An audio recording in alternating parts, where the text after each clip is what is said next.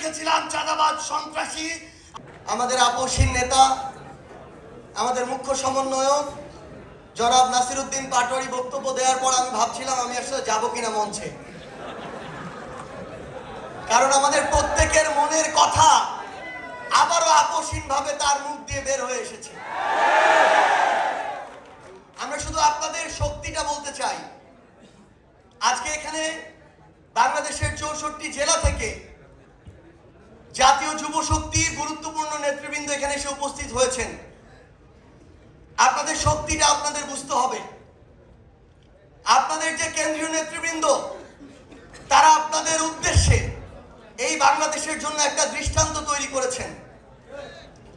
ছোটবেলায় আমাদের বাবা মায়েরা ইভেন এখনো এই স্বপ্ন দেখে তার ছেলে ডাক্তার হবে, ইঞ্জিনিয়ার হবে, লয়ার হবে, তার ছেলে বুয়েটে পড়বে, মেডিকেলে পড়বে, ঢাকা বিশ্ববিদ্যালয়ে পড়বে।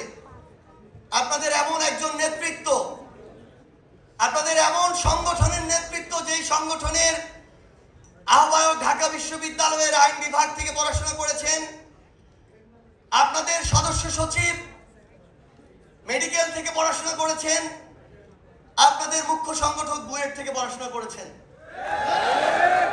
সম্ভবত বাংলাদেশের ইতিহাসে প্রথম এমন একটি দৃষ্টান্ত স্থাপন হয়েছে যে কোনো একটি দলের যুব সংগঠনের প্রথম 3 জন নেতৃত্ব বাংলাদেশের সেরা 3টি শিক্ষা প্রতিষ্ঠান থেকে পড়াশোনা শেষ করে রাজনীতির মাঠে এসেছে। এই দৃষ্টান্ত আপনাদেরকে বাংলাদেশের আগামীর যুব তরুণদের রাজনীতির প্রত্যেকটি জেলা, উপজেলা, ইউনিয়নে স্থাপন করতে হবে। আজকে কিছুক্ষণ আগে এখানে আনি ভাই বলে গিয়েছেন যে ডিবি অফিসে তার সাথে আমাদের দেখা হয়েছিল। সত্যি সেদিন যখন ওই ডিবি অফিসের গারদের ছোট্ট একটা কামরায় শহীদউদ্দিন চৌধুরী অ্যানি, রুহুল কবির রিজভী, আন্দালিব রহমান পার্থ সহ বাংলাদেশের রাজনীতির গুরুত্বপূর্ণ নেতৃবৃন্দ বলতে আমরা যাদেরকে চিনি তাদেরকে একসাথে ছোট্ট একটি গারদের রুমে দেখেছি। সেদিন আমরা অনেক বেশি সেখান থেকে সাহস নিয়ে ফিরেছি। কিন্তু এখন যখন এই অভ্যুত্থান পরবর্তী বাংলাদেশে আমরা দেখি যে হাবিবুর রহমান, ফজলুর রহমানরা ফ্যাসিবাদের টোনে কথা বলে, তখন আমরা আবারও আশাহত হই। আমরা বিশ্বাস করি তারা শুধু 2 জন ব্যক্তি, তারা কোনো দলের প্রতিনিধিত্ব করে না। এবং আমরা বিশ্বাস করতে চাই তাদের এই টোনের বিরুদ্ধে ব্যবস্থা নিয়ে জাতীয়তাবাদের শক্তি বিএনপি দেখিয়ে দিবে তারা কোনো ফ্যাসিবাদের টোনকে আর জায়গা দিবে না। আমরা যখন ছোট ছিলাম, স্কুল, কলেজ, বিশ্ববিদ্যালয়ে পড়তাম, আমরা দেখেছি ওই জেলখানা থেকে বের হয়ে কিভাবে বুক টান করে, সিনা টান করে এই শহীদউদ্দিন চৌধুরী অ্যানিরা সামনে ওই আদালতের সামনে হাজিরা দিতে যেত। তার ওই হাঁটার দৃশ্য আমাদেরকে শিহরিত করে তুলেছিল। কিন্তু আমরা যখন দেখি, আমরা একটা অন্যায়ের প্রতিবাদ করলে, আমরা সত্যি কথাটা তুলে ধরলে, আমরা যখন যৌক্তিকভাবে সমালোচনা করি, তখন আমাদের বিরুদ্ধে 10 কোটি টাকার মানহানির মামলা দেওয়া হয়। তখন আমরা মনে করি এগুলো হচ্ছে আমাদেরকে ভয় ভীতি দেখানোর লক্ষণ।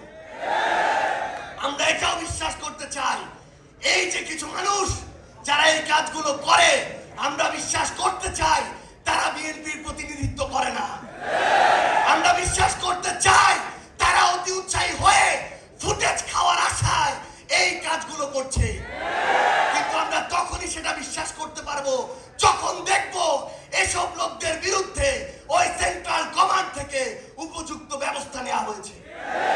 সেদিনে আমি একটি লেখা লিখেছিলাম। লেখার 2টা পার্ট ছিল, কারণ ঘটনা 2টা ছিল। আমাদের একজন সাংবাদিক ভাইকে বিএনপির ওইখানকার স্থানীয় একজন কর্মী আহত করেছে, এটা ছিল প্রথম প্যারা, যেটা সত্য। দ্বিতীয় প্যারা ছিল স্থানীয় একজন, আমি লিখেছিলাম আমার আরেকজন সাংবাদিক ভাই তুহিনকে গলা কেটে হত্যা করেছিল। যখন আমি কয়েক ঘন্টা পরে দেখলাম ওই লোকটি চাঁদাবাজ সন্ত্রাসী নয়, ছিনতাইকারী সন্ত্রাসী, তখন আমি সেটি ঠিক করে দিয়ে লিখেছিলাম ছিনতাইকারী সন্ত্রাসী। কিন্তু আজকে আমি দেখছি যে এই যে ট্যাগগুলো কিংবা এই যে মানুষগুলো যে অপকর্ম করেছিল, ওই চাঁদাবাজ, ওই সন্ত্রাসী, ওই ছিনতাইকারী, কেন ওই রকম স্থানীয় পর্যায়ের উপজেলার একজন দায়িত্বশীল সেই অপকর্মের দায়িত্ব নিজের গায়ে নিবে? এটা তো আমরা শুধু বিএনপি নয়, কোন রাজনৈতিক দলকে উদ্দেশ্য করে বলিনি। আমরা মনে করি যে কোনো একটি অপকর্ম করে তার সবচেয়ে বড় পরিচয় সে অপকর্মকারী। এবং আমরা চাই দলমত নির্বিশেষে সে যদি এনসিপির হয়, সে যদি যুব শক্তির হয়, তার বিরুদ্ধেও আমরা আমাদের কণ্ঠস্বর উঁচু করব। আমরা আমাদের মিডিয়ার যারা ভাইরা আছে, আমরা দেখেছি কয়েকদিন আগে কিভাবে মিডিয়া আবার ওই 5ই আগস্টের পূর্বের যে রূপ, সেই রূপ যে কোনো সময়ে উদ্দেশ্য প্রণোদিত ভাবে দেখাতে পারে। যেই লোক বাংলাদেশে তো নয়, বাংলাদেশ থেকে প্রায় 13,000 কিলোমিটার দূরে ওই ওয়াশিংটন ডিসিতে বসে থাকে, এই মিডিয়া সেই লোকের সাথে আমাদের মিটিং করিয়েছে। এই মিডিয়া আমাদের সাথে সেই লোকের একসাথে নাস্তা করিয়েছে। এই মিডিয়া আমাদের সাথে সেই লোকের একসাথে বৈঠক করিয়েছে। আমরা দেখি 3 বার ব্রেকিং ব্রেকিং ব্রেকিং দিয়ে ওই চ্যানেল 1, এই চ্যানেল 1 থেকে প্রথম এই প্রোপাগান্ডা পুরা বাংলাদেশকে, পুরা পৃথিবীকে গেলানো হয়েছে। আমরা এখন ওই চ্যানেলের নাম দেখে শান্ত থাকবো না। আমরা দেখবো ওই চ্যানেলের মালিককে। আমরা দেখেছি ওই চ্যানেল 1 এর মালিক হচ্ছে গিয়াসউদ্দিন আল মামুন। আমরা দেখবো ওই গিয়াসউদ্দিন আল মামুনরা কার ছত্রছায়ায় এত বড় প্রোপাগান্ডা করার সাহস পায়। আমাদেরকে মিডিয়া কর্মীরা এটা পর্যন্ত বলেছে, ভাই আমরা কনফার্ম উনি দেশে নেই, কিন্তু উপরের চাপ আছে, আমাদেরকে ব্রেকিং দিতে হয়েছে। আমরা সেই সকল head of multimedia, head of news, ওই প্রোডিউসার, ওই মালিকদের বলতে চাই, এই বাংলাদেশে এসব অপকর্ম করে আপনারা আর পার পাবেন না। আর আমরা ছাড় দিব না, ওই গোড়ায় গিয়ে আমরা হাত দিব।